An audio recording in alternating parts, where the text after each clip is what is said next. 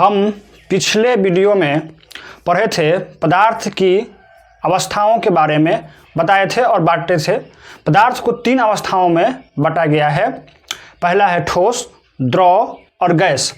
हम देखेंगे पदार्थ की ठोस अवस्था। धीरे धीरे कर करके हम सभी अवस्थाओं को देखेंगे, उसके बारे में जानेंगे। अभी हम पदार्थ की ठोस अवस्था को समझेंगे।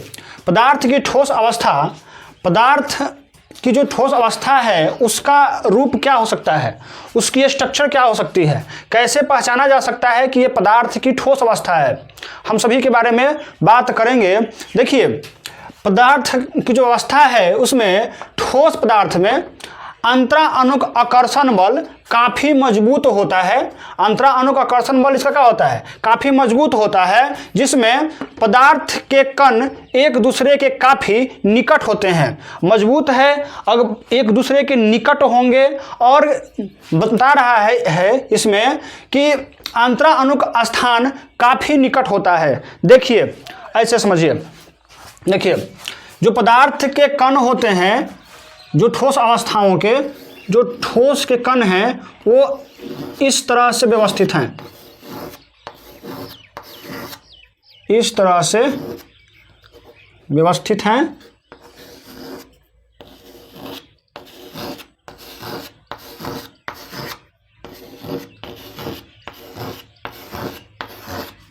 देखिए, इसमें ये जो एक दूसरे के पकड़े हुए हैं, ये आपस में चिपके हुए हैं, वो क्या है, पिछले वीडियो में हम बताए हैं।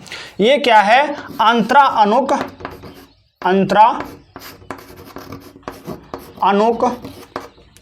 आकर्षण बल। आकर्षण बल, इसमें जो बल लगा हुआ है वो अंतराअणुक आकर्षण बल है, और इसी के कारण इसको क्या कर रहा है, मजबूती से पकड़ा हुआ है। और जो स्पेस छूट गया है यहाँ पे, जो यहाँ पे स्पेस छूट गया है, देखिए, जो स्पेस है उसको कहा जाता है अंतराअणुक स्थान। इस स्पेस को कहा गया है अंतराअणुक स्थान। तो जो ठोस पदार्थ है, इसकी जो पहचान है हम ऐसे पहचान सकते हैं कि इसमें अंतराअणुक आकर्षण बल काफ़ी मजबूत होता है, मजबूती के साथ पकड़े होता है, और इसके अंतराअणुक स्थान भी क्या होते हैं, काफ़ी निकट होते हैं, यानी काफ़ी समीप होते हैं। हम इसको आसानी से तोड़ नहीं सकते हैं, हम इसके आसानी से विभक्त नहीं कर सकते हैं। आगे देखिए, आगे है ठोस पदार्थ के सामान्य गुण, मतलब कि ठोस पदार्थ के कुछ लक्षण हैं, सामान्य लक्षण हैं जिससे हम पहचान सकते हैं ठोस पदार्थ को। उसमें देखिए क्या है कि इसकी आयतन, आकृति दोनों क्या होते हैं, निश्चित होते हैं। इसकी आयतन होती है और आकृति होती है, ये दोनों क्या होती है, निश्चित होती है।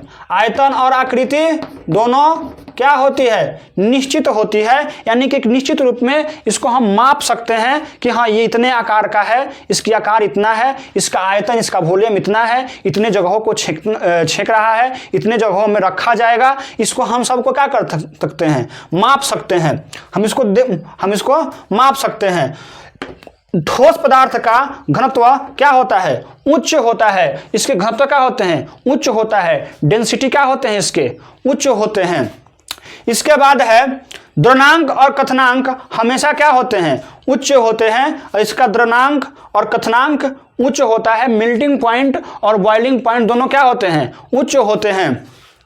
ये कठोर और दृढ़ होते हैं, ये मजबूत होता है, ये कठोर होता है, और ये कठोर होता है और दृढ़ होता है, यानी कि मजबूती रूप से बंधे होते हैं। यह असंपीड्य होते हैं, पिचकता नहीं है, ये असंपीड्य होता है। देखिए, रबर भी क्या है, रबर ठोस है। देखिए, रबर को हम पिचका देंगे, ठीक है, हमने पिचका दिया, लेकिन उसको फैलाएंगे, आकृति तो बदल जाएगी, लेकिन हम उसे फिर छोड़ेंगे तो अपने अवस्थाओं में आ जाएगा। इसलिए वो क्या है, वो ठोस पदार्थ के गुणों को पालन करता है, ठोस पदार्थ ही है।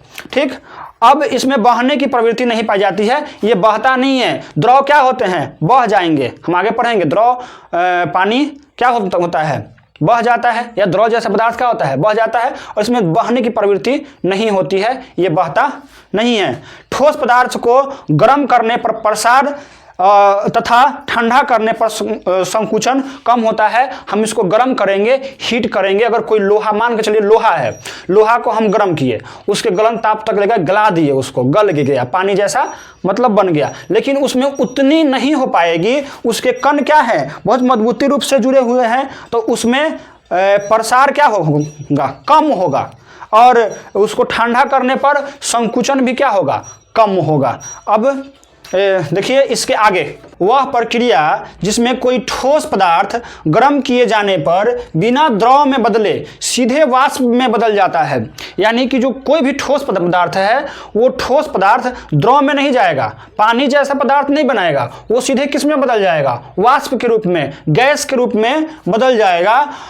और वाष्प को ठंडा करने पर बिना द्रव में बदले सीधे ठोस अवस्था में परिवर्तित हो जाता है, तब वह ऊर्ध्वपातन कहलाती है। मतलब कि अब देखिए यहाँ पे क्या क्या है कि ठोस पदार्थ से सीधे कहाँ गया, वाष्प में, गैस के रूप में सीधे वाष्प में बदल गया, और फिर क्या है कि वाष्प को ठंडा करने पर, अब जो वाष्प है उसको ठंडा करेंगे तो वो द्रव के रूप में नहीं आएगा, पानी के रूप में नहीं आएगा। वाष्प को ठंडा करने पर वो किसके रूप में बदल जाएगा, वो सीधे ठोस अवस्थाओं में बदल जाएगा। और ये जितनी प्रक्रिया हो रही है, जो भी है, उसको क्या कहलाता है, ऊर्ध्वपातन कहलाती है। ये ऊर्ध्वपातन होता है कि वाष्प को ठंडा करने पर, अब जो वाष्प है उसको ठंडा करेंगे तो वो द्रव के रूप में नहीं आएगा, पानी के रूप में नहीं आएगा। वाष्प को ठंडा करने पर वो किसके रूप में बदल जाएगा, वो सीधे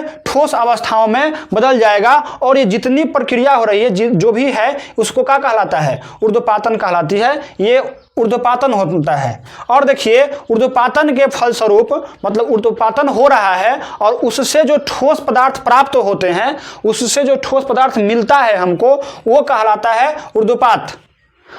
जो ठोस पदार्थ किससे मिलता है, ऊर्ध्वपातन की प्रक्रिया से हो करके जो ठोस पदार्थ हमें प्राप्त होती है, उसको क्या कहलाता है, ऊर्ध्वपात कहलाती है। जैसे कपूर आप समझ सकते हैं, कपूर को आप जलाएंगे तो ये द्रव के रूप में नहीं बदलेगा। अब कपूर अच्छे क्वालिटी का होना चाहिए, मिलावटी नहीं होना चाहिए।